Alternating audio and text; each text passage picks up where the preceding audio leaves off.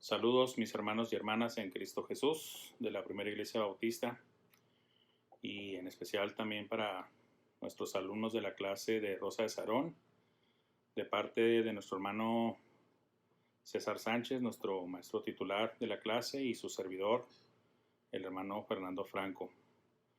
Reciban nuestros saludos, hermanos, y agradecimientos también por sus oraciones hacia nosotros, hermanos, hacia todos los que estamos involucrados en esta plataforma virtual para darle continuación, hermanos, a nuestras reuniones, y a ustedes también, hermanos, por ser parte de, porque pues qué sería dar clases sin tener alumnos, sin tener oyentes, ¿verdad? Sería algo muy, muy triste, pero sabemos, hermanos, que han permanecido ustedes fieles desde sus hogares o desde sus trabajos, en sus oficinas, y viendo todas y cada una de las clases, hermanos, y eso es bueno. Ya esto no es cuarentena, hermanos, ya sabemos que ya casi prácticamente son 5 meses desde que inició el resguardo, el de quedarnos en casa, que son pues más de 3 cuarentenas ya, hermanos. Ya realmente llevamos 3 cuarentenas y seguimos adelante. Pero bueno, las clases que estamos llevando son muy oportunas, hermanos, y esperamos de verdad que sean de gran bendición. ¿Qué les parece si oramos para iniciar nuestra clase de este domingo 9 de agosto ya, hermanos? ¿Sí? Por favor, cierren sus ojos, hermanos. Padre Celestial, mi Dios, bendito y alabado sea tu nombre, mi Dios, te damos muchas gracias porque sabemos que por tu gracia, amor y misericordia nos das todas las cosas, mi Dios, inmerecidamente, mi Dios, todo es por tu gracia. Te agradecemos que nos has cuidado todo este tiempo, mi Dios. Has estado con nosotros y has estado proveyendo todo lo necesario, mi Dios. Te agradecemos por concedernos llegar hasta aquí. Te rogamos mucho, mi Dios, por todos y cada uno de los hermanos y hermanas en Cristo Jesús, familiares, amigos y seres amados y queridos nuestros, mi Dios, que tal vez han sido infectados o que están en riesgo también por cuestión de su trabajo. Y que nos guardes, mi Dios, y nos ayudes a que estos hermanos se recuperen completamente, y que los que estamos saliendo a trabajar, y especialmente los que trabajan por la parte de la salud, mi Dios, que también los guardes mucho, mi Dios, en sus trabajos. Y Padre, para ti sea toda la honra y la gloria, y estamos agradecidos por todo lo que nos das, y te rogamos que nos guíes en este estudio de tu palabra, mi Dios, porque te lo rogamos, también suplicando perdón por nuestros pecados en el nombre de Cristo Jesús. Amén. Gracias, hermanos, por acompañarme en esta oración. Y bueno, hermanos, ustedes saben que estamos viendo la revista trimestral, los temas que tenemos en estas sesiones. El tema principal es una pregunta. Ya la conocemos la pregunta, pero déjenme, se las leo. ¿Por qué necesito la iglesia? ¿Por qué necesito la iglesia? Y esta sería la tercera sesión y hemos estado dando respuestas a esa pregunta de por qué necesitamos, porque cada uno de los creyentes necesita a la iglesia. Ya vimos la lección de que estamos unidos como parte de la respuesta. También la de oramos los unos por los otros, ¿sí? Y ahora toca porque nos apoyamos mutuamente. Porque nos apoyamos mutuamente. Por eso necesitamos a la iglesia, hermanos. Y en la base bíblica, hermanos, para nuestro estudio de este domingo, la encontramos en la carta a los Efesios, hermanos, en el capítulo 4, ¿sí? De los versículos del 1 al 7 y de los versículos del 11 al 16, en la carta del apóstol Pablo a los Efesios, ¿sí? Bueno, como introducción, y yo sé que hemos estado tocando el tema de la iglesia, porque obviamente pues la pregunta principal es ¿por qué necesito la iglesia? Y también hemos aprovechado para dar un poco de doctrina acerca de la iglesia, porque pues bueno, sabemos que no solamente como hermanos en Cristo de la Primera Iglesia Bautista vemos estos videos, tal vez hay familiares nuestros, hay a vecinos o compañeros de trabajo o amigos nuestros que están recibiendo también estas lecciones porque se las estamos compartiendo, y por eso también nos detenemos un poquito para dar un poquito de doctrina. En las lecciones anteriores ya he explicado algunas cosas y pues bueno, nada más para aclarar un poquito de, por ejemplo, en cuanto a la doctrina de la iglesia, hemos explicado qué es en sí la iglesia, en qué consiste, y hoy quiero tocarles la parte de cuándo inició la iglesia. ¿Cuándo inició la iglesia? Obviamente la iglesia inició en sí en la eternidad, en los planes de Dios, porque Dios ya había dado a su Hijo en sacrificio desde antes de la fundación del mundo. Entonces en la mente y en el corazón de Dios ya estábamos nosotros, la iglesia, pero es un misterio que se reveló ya después, ¿sí? Inclusive estaba oculto en cierta manera al pueblo de Israel, pero es revelado después ese misterio que es la iglesia, y que es la esposa de Cristo y el cuerpo de Cristo, porque es la iglesia, Cristo es la cabeza, y cada una de las iglesias locales, como también lo hemos explicado, que no hay tal concepto en la Biblia como la iglesia universal, no existe ese concepto en la Biblia como la iglesia universal, a excepción de que cuando ya se dan las bodas del Cordero, ya se ve a la esposa. Entonces ahora sí ya todas las iglesias locales allá reunidas en el cielo van a formar ahora sí la esposa del Cordero. Pero aquí en concepto bíblico, evangélico, de los evangelios y de las epístolas, y terrenal, aquí en lo que es la historia del cristianismo, las iglesias, el concepto es que es una iglesia local, un grupo de creyentes en Cristo Jesús, creyentes confesos y bautizados, ¿sí? De manera bíblica, sumergidos en agua, porque eso significa la palabra bautismo, viene del griego baptizo, que es una transliteración, y así se puso, de bautizo se pasó a bautismo y significa sumergidos, ¿sí? Y pues no hay de otra manera más que siendo cubiertos de agua para que se considere estar sumergidos. Y la otra pequeña parte de la doctrina es cuando comenzó, les preguntaba yo, bueno, además de haber dicho que en la eternidad, en el corazón de Dios, ya en hecho real, comenzó aquí en la tierra, todavía como parte del ministerio del Señor Jesucristo, porque Él formó su iglesia. Yo sé que hay algunos que se inclinan a creer, muchos de hecho se inclinan a creer que la iglesia comenzó en el día de Pentecostés. No se enojen conmigo, pero la escritura es muy clara al decir que inicia desde antes, no en el día de Pentecostés. En el día de Pentecostés, realmente ahí se añadieron como 3,000 personas a la iglesia, bajo la predicación de Pedro, si no mal recuerdo, pero se añaden a algo ya existente. No dice se creó la iglesia o inició la iglesia, se añadieron. ¿Cómo sabemos que la iglesia comenzó desde antes? Porque la misma Biblia y el mismo Cristo te lo dice, ¿sí? La iglesia es el nuevo pacto. El antiguo pacto era la ley. El nuevo pacto es la iglesia, es la salvación por gracia. Y cuando hablamos en términos bíblicos, Dios declara las cosas y ya son un hecho. Así lo vemos, por ejemplo, varias veces en el libro de Apocalipsis, en el que se declaran las cosas por parte de Dios ya como un hecho, porque Dios no se equivoca y todo lo que Dios dice que va a pasar pasa, no hay pérdida, no hay ni una tilde que se pierda, y las cosas se dan por hecho. Entonces, Cristo instituyó el nuevo pacto, el de la gracia, cuando instituyó la cena del Señor, porque dijo, esto es mi sangre, ¿verdad? Y este es el nuevo pacto en mi sangre, ¿sí? Ya Cristo daba por hecho la entrega de su derramamiento de su sangre a favor de los hombres y mujeres pecadores, ¿sí? Y también la Biblia te enseña que entra en efecto en los pactos o los testamentos cuando hay derramamiento de sangre, ¿sí? Y además, para los que defienden mucho que la iglesia empezó en Pentecostés, es tan grave decir eso, y disculpen que lo diga así, pero es muy grave decir eso, porque realmente si hubiera empezado en Pentecostés, lo cual no es así, les estoy explicando que es precisamente cuando Cristo dice, este es mi pacto en mi sangre. Entonces ahí empieza el pacto, en la cena del Señor.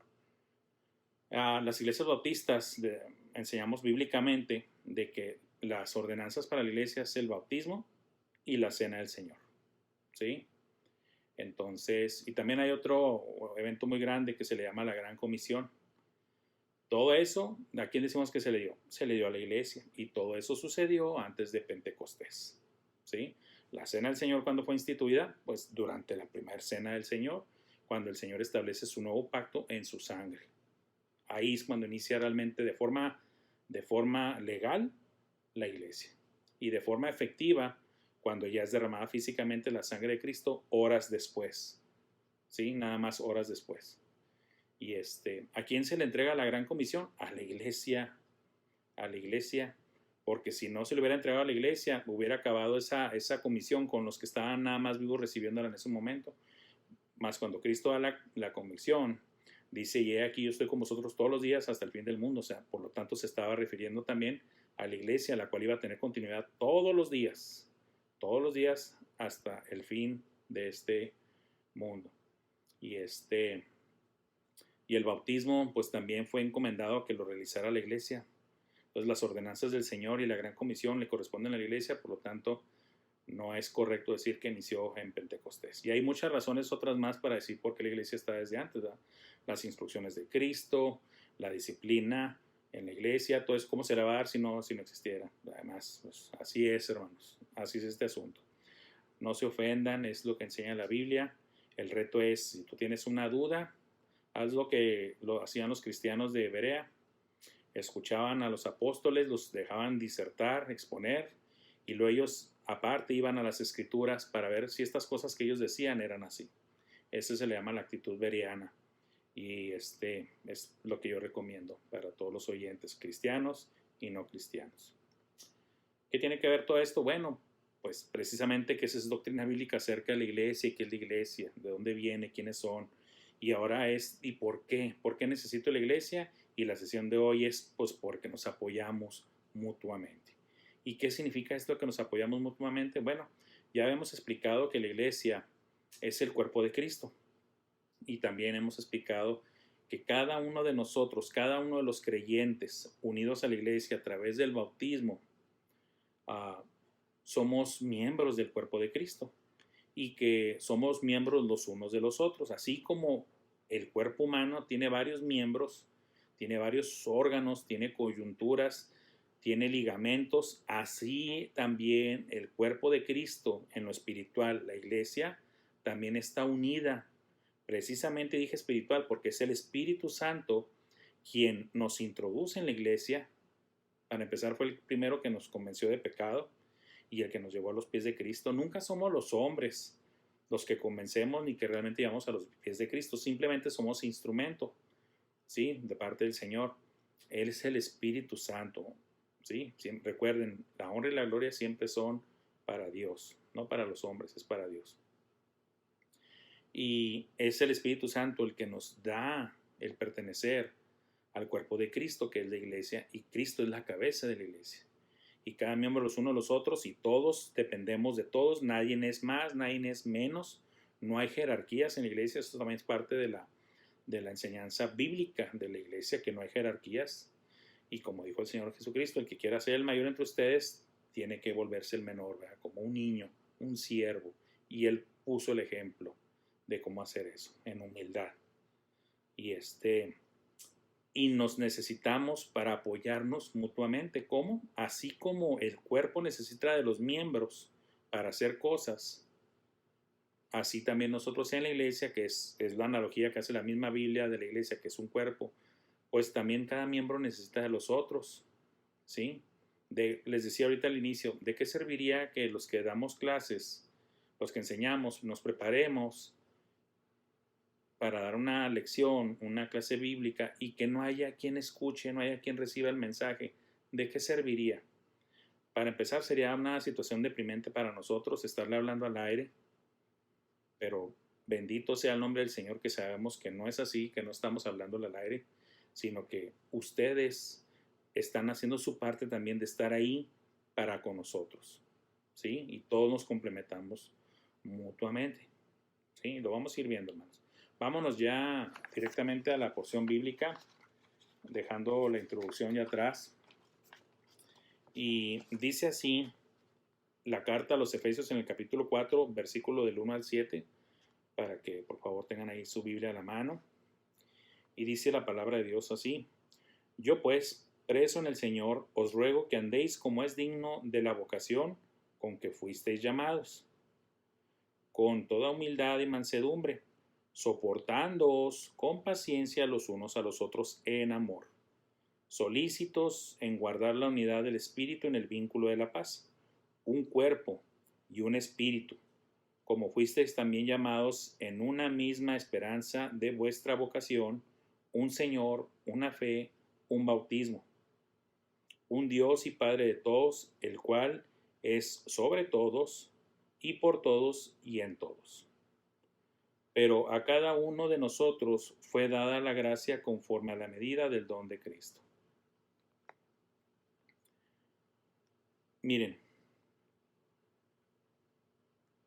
tan es importante nuestra aportación, y no porque nosotros seamos importantes en nosotros mismos, sino porque así el Señor por gracia lo ha concedido. Él quiere que haya interdependencia entre nosotros. Por eso dice que somos miembros los unos de los otros. Y Pablo también lo iba a decir, que no se puede hacer un miembro hacer sentir menos que otros, porque inclusive los miembros que en ocasiones consideramos los más débiles o los más frágiles, terminan siendo los más necesarios. Entonces no podemos decir que porque no somos un ojo o porque no somos una mano, que no somos parte del cuerpo. No, claro que eres parte del cuerpo. Precisamente si eres ojo tienes una función, si eres mano tienes una función. En términos espirituales y hablando de dones repartidos en la iglesia por el Espíritu Santo, el que enseña, el que reparte con liberalidad, el que da servicio, el que exhorta, el que consuela. Son muchos ministerios que se ven ejercitados por medio de los dones que reparte el Espíritu Santo. Y es Dios, es la cabeza, es Cristo. Es toda en sí la Trinidad, el Padre, el Hijo y el Espíritu Santo, quienes coordinan todo esto, hermanos. ¿Sí? Está todo concertado, así como todas las funciones del cuerpo. ¿Sí? Lo que hacemos, lo que decimos, es dirigido, coordinado por la cabeza. O sea, yo le digo con mi mente a la mano cómo moverse, cómo agarrar un vaso, o les digo a mis piernas de que se levanten y vámonos a tal lugar, ¿va? Es la cabeza. Y así igualmente en la iglesia, la cabeza es Cristo y todos los movimientos, todo lo que hacemos, todo lo planeado y ejecutado es por parte de Jesucristo. A Él sea la honra y la gloria. ¿Qué tiene que ver esto? Miren, Pablo era un apóstol. Bueno, déjenme lo corrijo. Pablo es un apóstol, porque ese es el lenguaje bíblico. No fuimos ni éramos, somos. ¿Por qué? Porque ya tenemos vida eterna y vamos a vivir para siempre por gracia de Dios. Entonces, Pablo es un apóstol. Los primeros miembros de la iglesia, dice la palabra de Dios, fueron los apóstoles. Y Dios puso a unos en la iglesia primeramente apóstoles. Los primeros miembros de la iglesia fueron los apóstoles. Que también es aparte de decir, ¿cuándo pasó la iglesia? En cuanto Dios puso a los apóstoles, ahí empezó también la iglesia. Pero bueno, Pablo no dejó de hacer su función, hermanos, como apóstol, ni aún estando preso. La carta que está escribiendo aquí, como parte de otras 4, son las epístolas de la cárcel. Él está en la cárcel, hermanos, y aún así sigue cumpliendo su función de apóstol, ¿sí? De enviado, porque eso significa apóstol, de enviado de Jesucristo a predicar las buenas nuevas de salvación en Cristo Jesús, ¿sí? Y Él es un ejemplo también para nosotros. Miren cómo no podemos nosotros, si vamos a decir que nos apoyamos mutuamente, no podemos jubilarnos. Nos jubilaremos en lo secular si el Señor nos lo concede.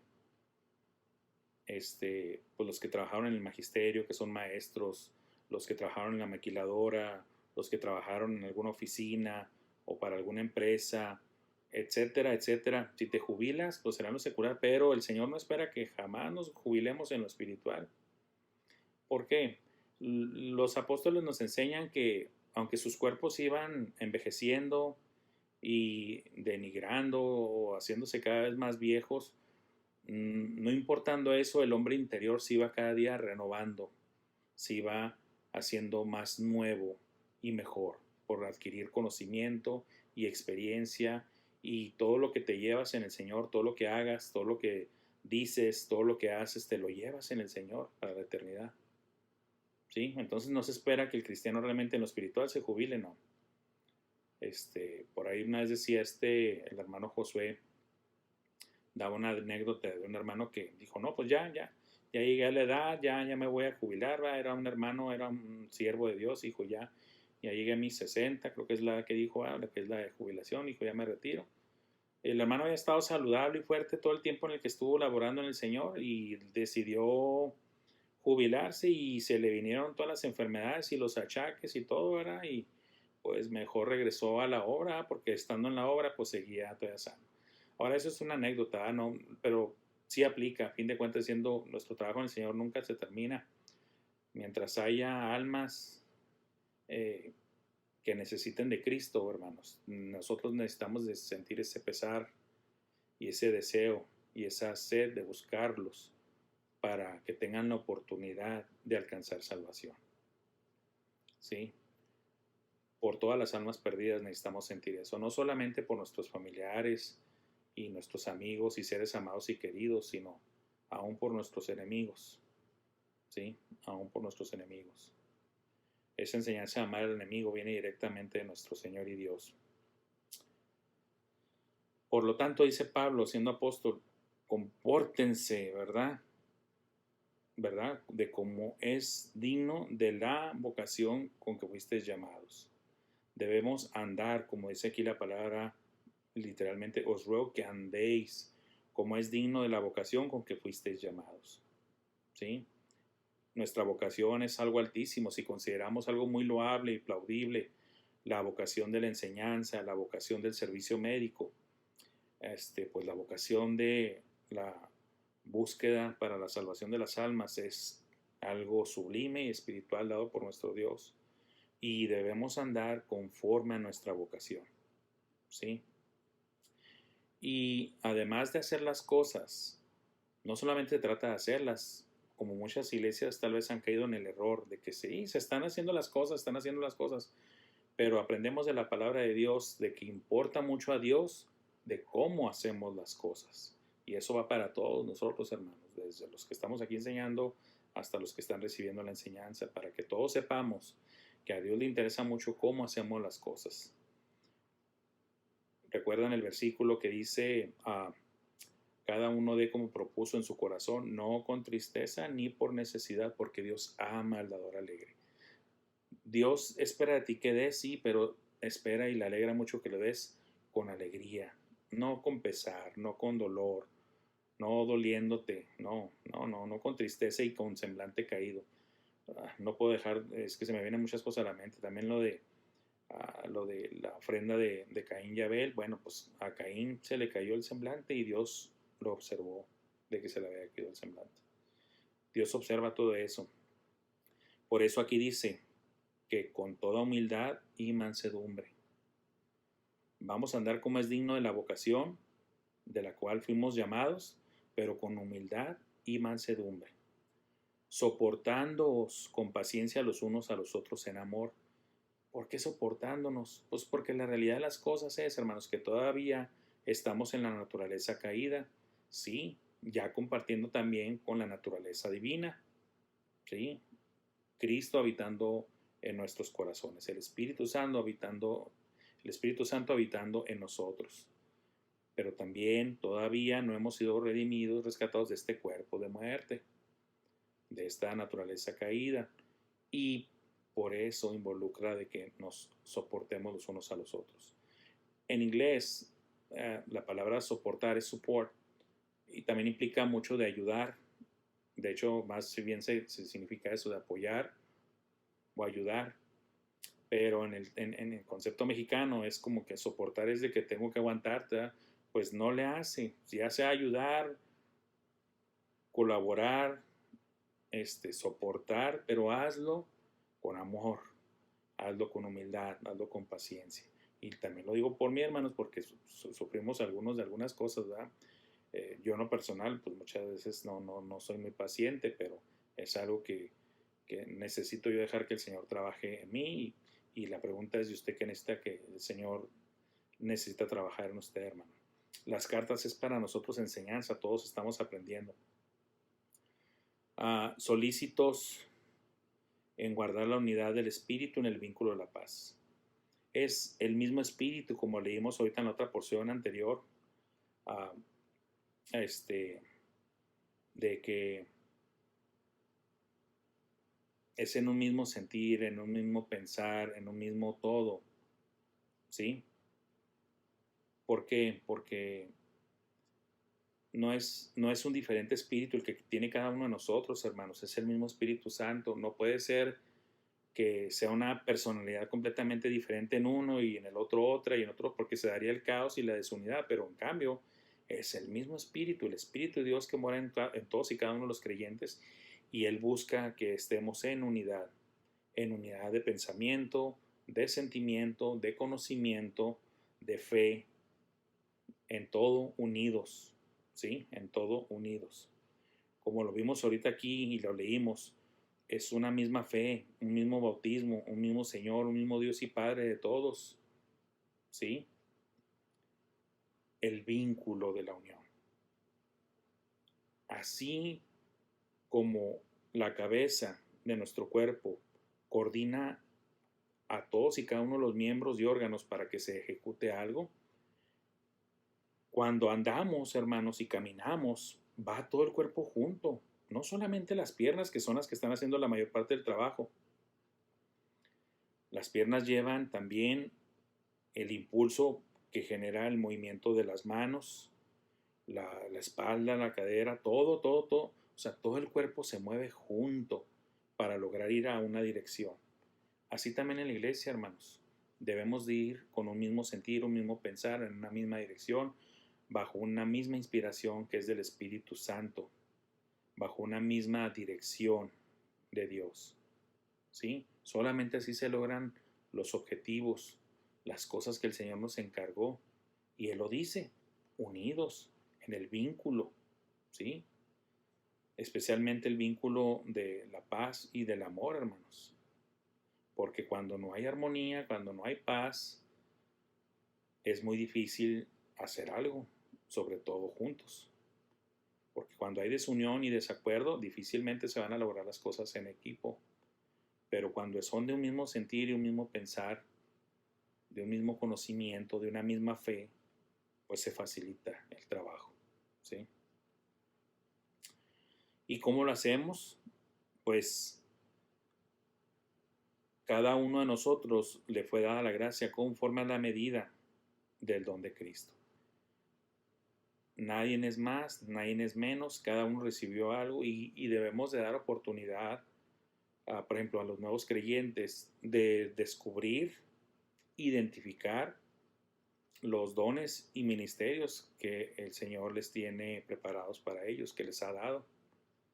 Ahora, muchos se quedan sin usar sus dones y sus ministerios, hermanos, y esto no debe de ser así. No es la voluntad de Dios. La voluntad de Dios es que trabajemos para el Señor, ¿sí? La única forma de que se dé la edificación, el crecimiento en el cuerpo de Cristo es cuando todos nos apoyamos mutuamente, cuando cada quien hace su parte y no es una carga. Cuando identifiques, cuando tengas plena certeza, seguridad, persuasión en el Espíritu Santo y en tu mente, como dice la palabra de Dios, porque nuestra fe no es una fe ciega, es una fe inteligente. Cuando tú estés persuadido de qué dones te dio el Señor, qué ministerios te dio el Señor, no va a ser pesado, no va a ser pesado. ¿Por qué? ¿Porque eres un superhombre o una supermujer? No, no, porque Dios te capacita, Dios te está dando el don para que hagas eso. ¿Y para qué? Para que apoyes a los hermanos y reciban edificación, y también mutuamente tú recibas apoyo y edificación como un solo cuerpo. Nosotros nos llevamos el alimento a la boca con la mano, ¿verdad?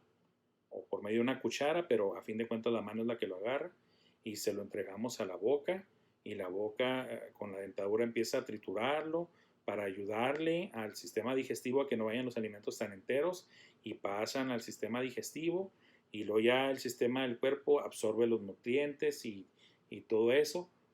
Es una coordinación de trabajo de todo el cuerpo para recibir ese crecimiento, ese provecho, esa edificación. Igual es en el cuerpo de Cristo.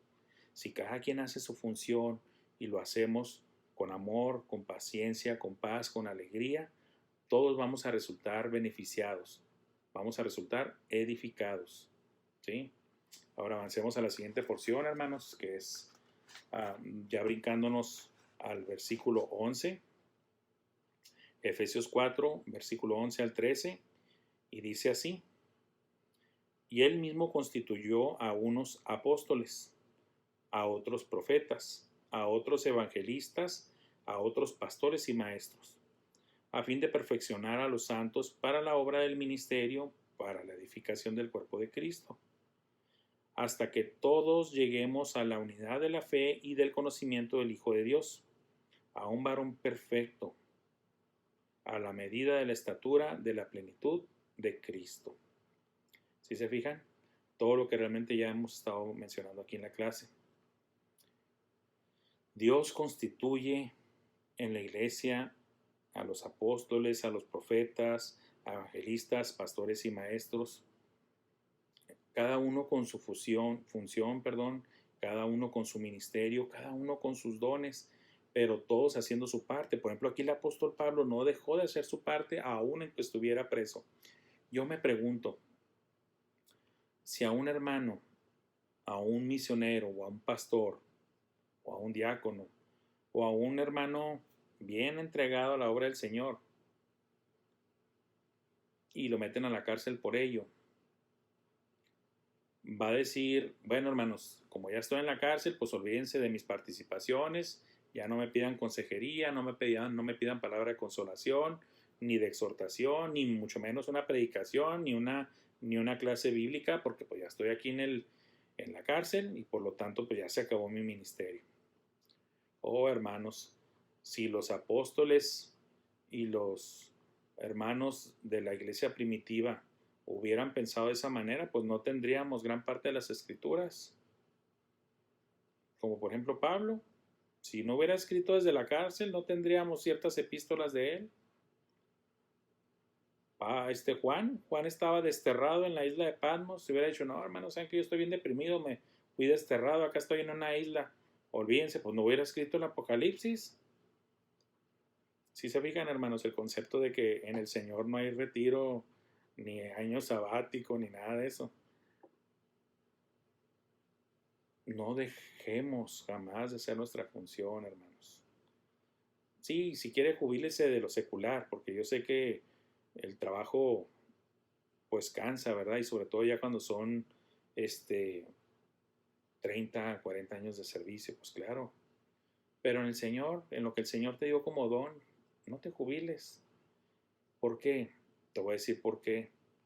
Porque se siguen agregando miembros a la iglesia y esos miembros nuevos necesitan crecer.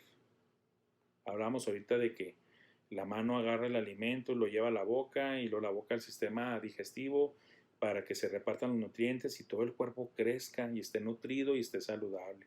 Así es igual como nosotros, como parte del cuerpo de Cristo, como miembros del cuerpo de Cristo. Todos nos necesitamos entre nosotros. Todos necesitamos apoyarnos mutuamente, hermanos. Todos nos necesitamos. Todos nos necesitamos. No deje de aportar su parte. Dios quiere que usted ministre, que usted use esos dones que le dio. Usted se va a sentir logrado, realizado, se va a sentir satisfecho, va a recibir gran bendición por estar usando los dones de Dios y al mismo tiempo usted va a estar siendo de bendición a otros hermanos. No deje de hacerlo, no deje de apoyar, no deje de cumplir su función como parte del cuerpo de Cristo. Aprovechando un poquito aquí de doctrina, los apóstoles fueron los primeros miembros de la iglesia, en el caso de los 12, pero después también hubo otros apóstoles como Pablo, Bernabé y los demás colaboradores de Pablo. Lo más parecido a los apóstoles, porque ya la función de apóstol desapareció, hermanos, fue de arranque para el Evangelio y para certificar el mensaje del Evangelio. ¿Y cómo se certificaba de que el mensaje era verdad? Por las grandes señales que los apóstoles hacían, al punto inclusive de resucitar muertos. ¿Sí? Hacían sanidades en grandes cantidades y sanaban a la gente, inclusive muchas veces ni de manera presencial, solamente con los pedazos de ropa de los apóstoles se llevaban a los enfermos y sanaban. Fueron señales que el Señor permitió en los apóstoles para que se certificara que el mensaje que ellos estaban dando venía precisamente de parte de Dios. Como se dice en la palabra, sabemos que proviene de Dios porque nadie puede hacer las cosas que tú haces, le decían al Señor. O sea, Dios certifica el mensaje. Y eso es lo que pasó con los apóstoles. El mensaje de ellos, dado por Cristo, era certificado por las señales que le seguían. Ya no hay apóstoles, hermanos. Si usted se cree o dice que conoce un apóstol y que sana y revive muertos, pues mándelo al seguro, ¿va? Especialmente al tercer piso, donde está la gente desahuciada. Porque qué egoístas serían, ¿va?, de tener el don de sanidad y ese gran poder de parte de Dios y no utilizarlo como lo hizo Cristo y lo hicieron los apóstoles, que donde quiera que iban sanaban a los enfermos. Pues váyanse al seguro y váyanse a los hospitales, ¿sí?, donde están los desahuciados. Es más, simplemente acaben con el COVID, ¿verdad? Váyanse a todas las clínicas en las que están llenas de COVID y sánenlos a todos. Disculpen un poquito el tono, hermanos, pero es recalcar eso, no, es un engaño, eso es un engaño. Es un engaño así descarado, no hay tal cosa como los apóstoles.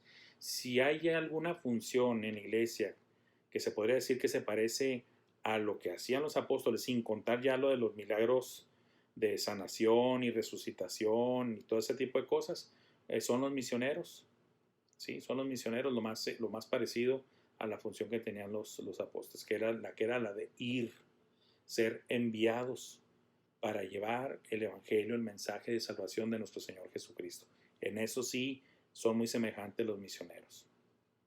Ahora, no me malentiendan, claro que como cristianos bíblicos creemos que existe todavía la sanidad por parte de Dios y que existen los milagros todavía por parte de Dios, porque Dios es el mismo ayer, hoy y siempre. Lo que no creemos es de que haya hombres con, vamos a decir, el don de sanidad, por decirlo así, y que vayan y que levanten muertos.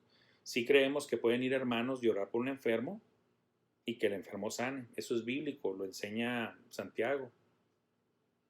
Sí, claro, la Biblia nos exhorta a orar unos por otros, por nuestras enfermedades y necesidades de cualquier índole, espiritual, emocional, física, materiales, de salud, todo.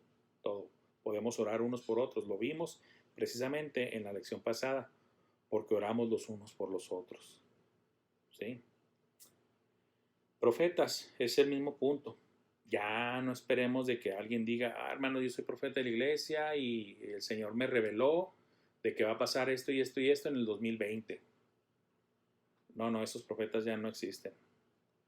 De hecho, la palabra de Dios es muy clara al decir qué pasaría con los profetas. La palabra de Dios dice, así como hubo falsos profetas entre el pueblo, le está hablando a los creyentes, les dice, así habrá futuro, así habrá entre vosotros falsos maestros. Entonces realmente la función de profeta dejó de existir y realmente se convirtieron en maestros. De hecho, cuando se habla de profetas en el Nuevo Testamento, más que hablar de que decían cosas a futuro, que sí llegaron a decir algunas cosas, pero era nada más como parte de la escritura que todavía se iba a realizar, iba a quedar registrado en el Nuevo Testamento, por ejemplo en el libro de los Hechos, por ejemplo las profecías que hicieron acerca de Pablo, de que iba a sufrir por parte de los judíos también. Ah,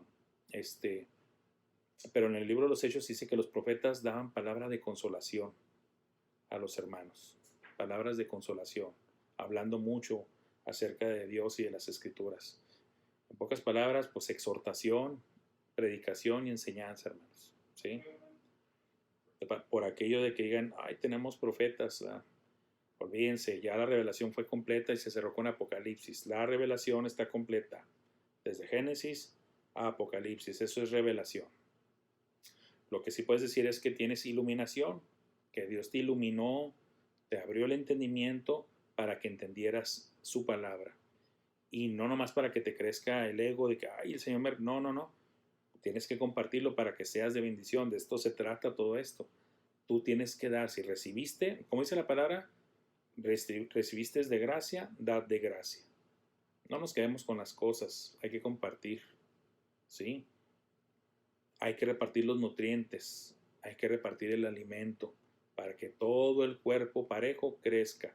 Para que no se queden unas manotas, ¿verdad? Y unos piececitos chiquitos y el cuerpo se vea hasta deforme.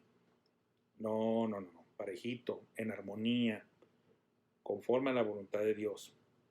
Todo eso es lo que dice esta porción bíblica, ¿sí? Porque el fin es perfeccionar a los santos, dice aquí. ¿Cuál es el fin de todo esto? De que Dios haya puesto maestros, profetas, apóstoles, pastores, pues para la edificación de la iglesia, que es lo que hemos estado diciendo. Todo en Dios tiene un propósito. Dios no hace cosas ociosas o nada más por hacerlas. Tiene un propósito, nuestra edificación, la edificación del cuerpo de Cristo. Porque Cristo quiere una iglesia gloriosa, sin mancha, sin arruga, santa, y en un mismo conocimiento, en el crecimiento del conocimiento de nuestro Señor Jesucristo. Es lo que dice aquí la palabra de Dios, ¿sí? Hasta que todos lleguemos a la unidad de la fe, o sea, una misma fe. No de que yo tengo esta fe y yo tengo esta fe. No, no, no, no, no, no.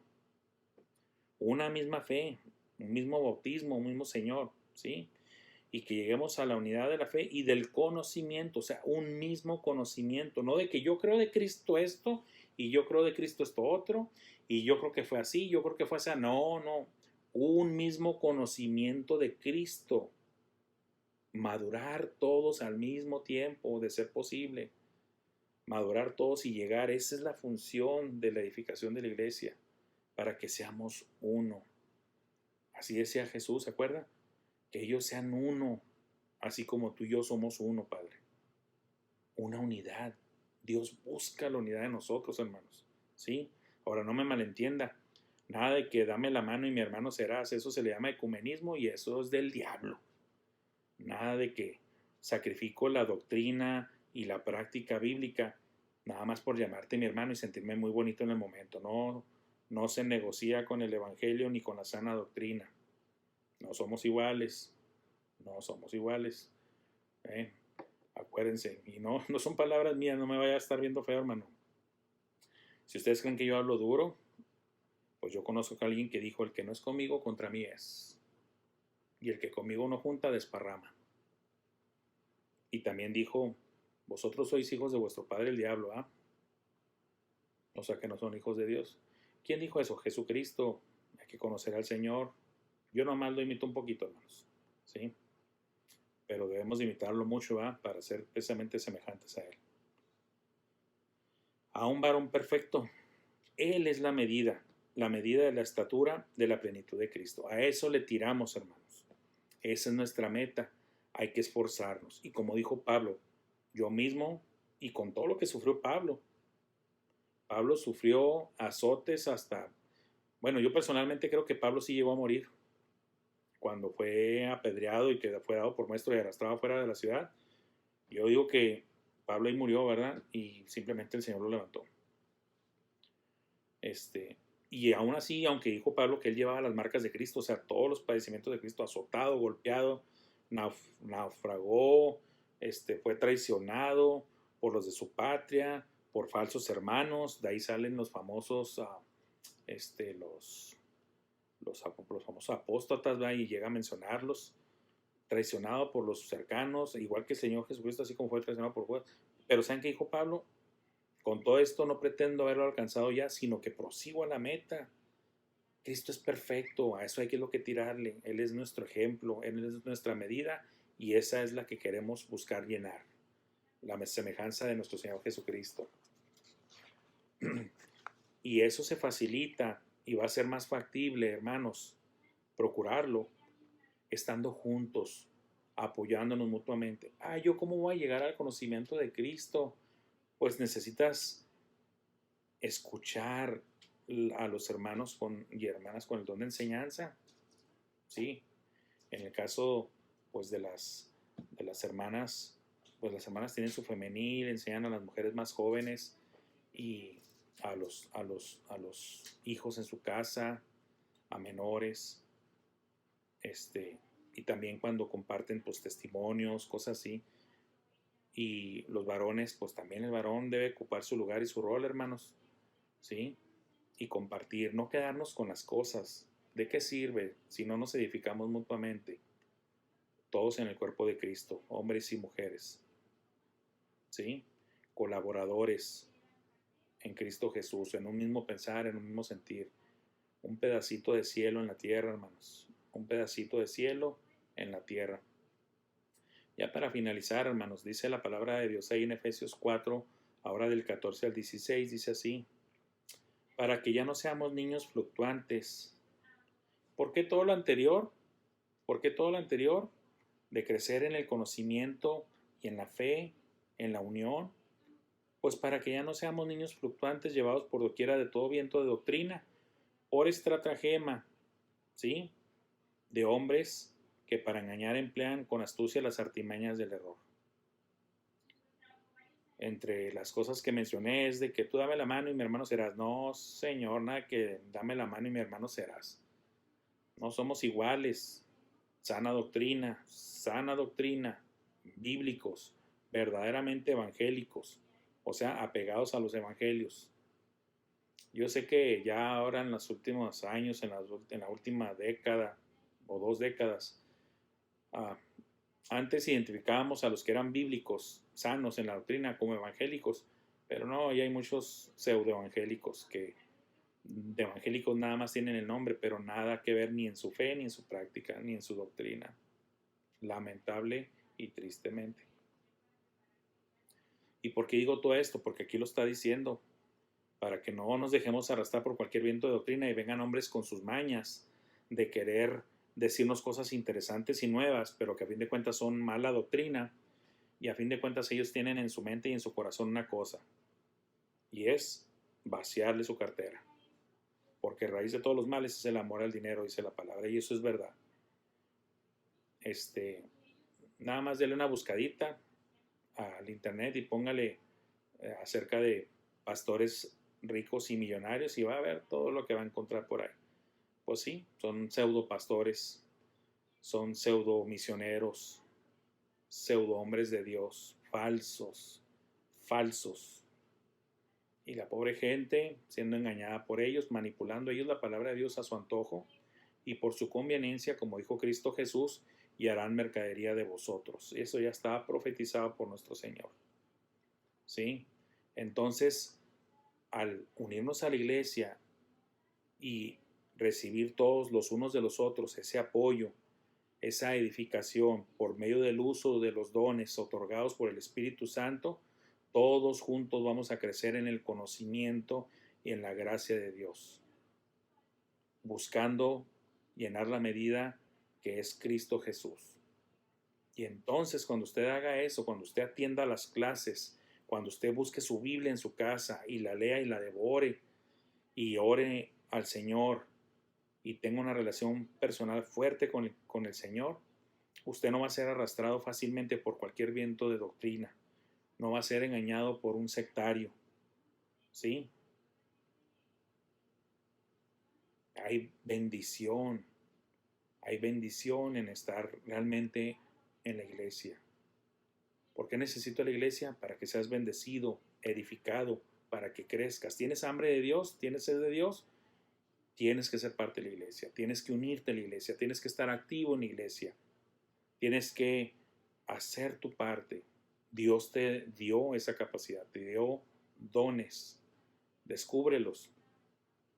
está la unión de preparación, están los grupos diferentes de comités, en diferentes lugares donde tú puedes servir y empezar, si eres nuevo creyente, empezar a descubrir cuáles son tus dones. Dios te va a guiar, no te va a dejar. O puedes preguntar también a hermanos ya más grandes y maduros y decirle, hermano, y especialmente a los que a lo mejor te han visto o han escuchado, platicado contigo, te han visto cómo te desenvuelves, y tú pregúntales abiertamente, hermano, le quiero hacer una pregunta de todo corazón, dígame ¿usted qué cree que don tengo yo, hermano? Y pues el hermano te puede, si no darte una respuesta clara, cuando menos ayudarte a darte una guía de cómo ir descubriendo el don que tienes, y ya sea el de servicio, el de exhortación, el de enseñanza, eh, el de misericordia, tantos dones que vienen en la palabra de Dios. Muchos ya están fuera y los nuevos creyentes se ven tentados a, yo quiero hablar en lenguas.